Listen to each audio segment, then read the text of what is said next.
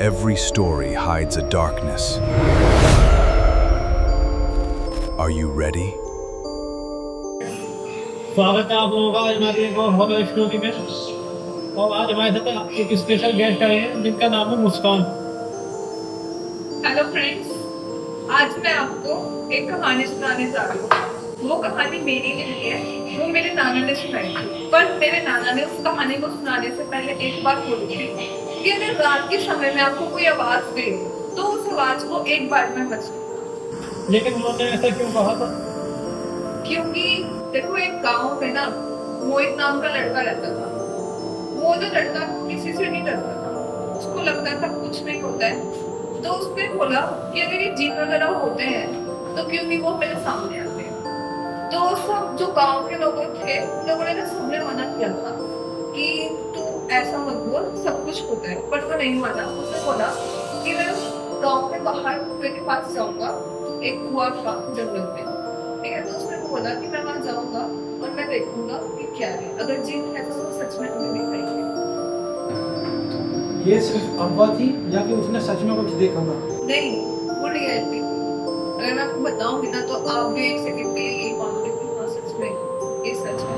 लेकिन आप तुम ये बताओ, ये चीज अजीब नहीं लगी? लेकिन उसकी माँ तो घर पे थी। अरे तो वो एक सेकंड में बता तो लो, ऐसे खड़ा हो गया वहाँ पे। उसने यही सोचा कि मेरी मम्मी तो घर पे है और मुझे किसने आवाज लगाई। तो उसने पलट करके देखा तो कोई भी नहीं था। और वो फिर थोड़ा सा वहां से चला और उसको ऐसे महसूस किया कि जैसे उसके पीछे कोई खड़ा है। तो फिर उसने भागने की कोशिश की। भागने की कोशिश, उसके तो रंग ही उड़ गए। वहां से वो भागता क्या, वो तो एकदम से मतलब बदल सा गया कि एकदम से ये आवाज कैसे आई। वो फटाफट से वहां से चला। तो ये हुआ, चलने के बाद उसको फिर से आवाज आई मोगी, और वो डर गया। ये सुनकर ये अजीब लगता है, लेकिन इसके आगे क्या होगा? देखो वो वहां से एकदम तेज चल गया, एकदम तेज हो गया।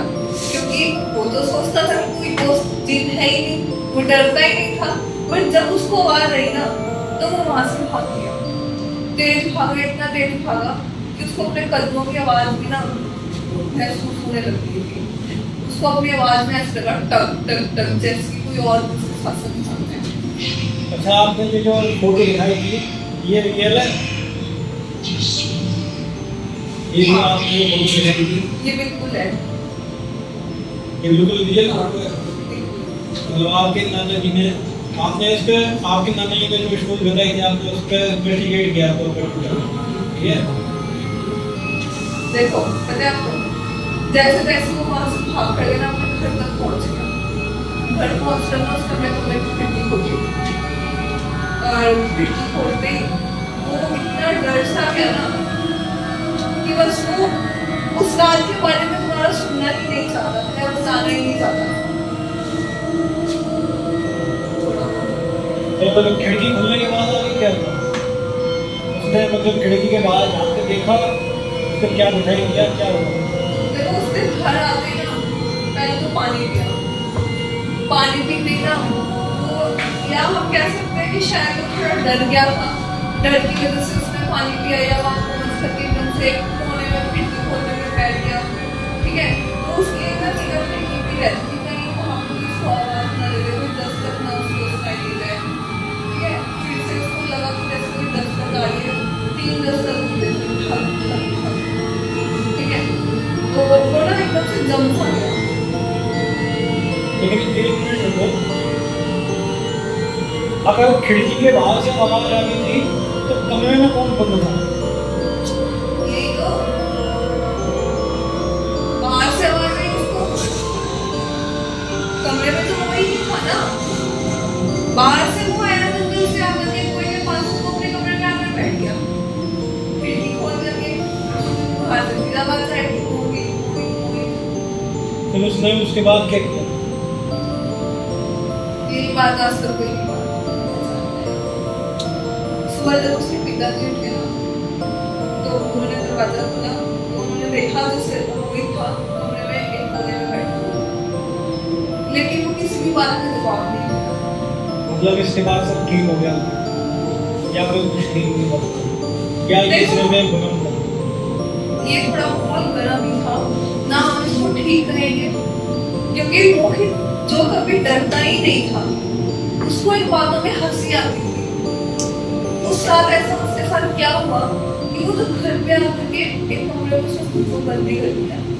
जब उसके पिताजी ने कमरा खोला, उसको खाने के लिए भी बुलाया, जैसे कि उसने कुछ सुना ही ना हो, सुनने ही ना हो, वैसा होता था।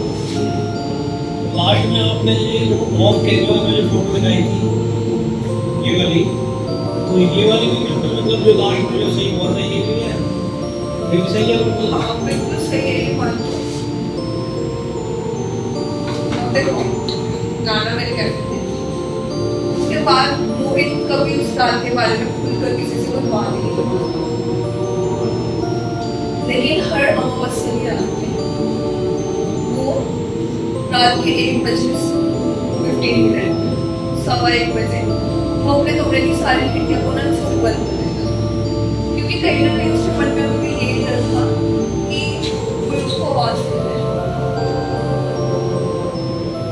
तो वो एक कमरे के कोने में बैठा रहता था, वो सुबह होने का इंतजार करता था कि कब वो सुबह होएगी। उसके मन में एक डर बैठा, उसने पढ़ने से पहले अपने बेटे को सिर्फ एक बात कही, अगर कभी आपकी रात को कोई आपको आवाज लगाए तो उसे दूसरी आवाज बनाने का दूसरी आवाज। So friends, इसलिए कहते हैं कि डर कभी कभी अंधेरे में नहीं बल्कि उस आवाज में छिपा होता है जो बिल्कुल किसी अपनी जैसी लगती है।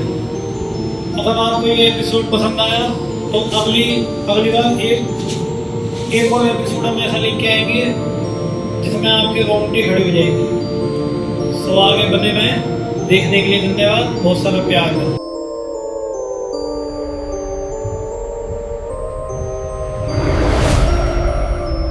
See you in the next nightmare.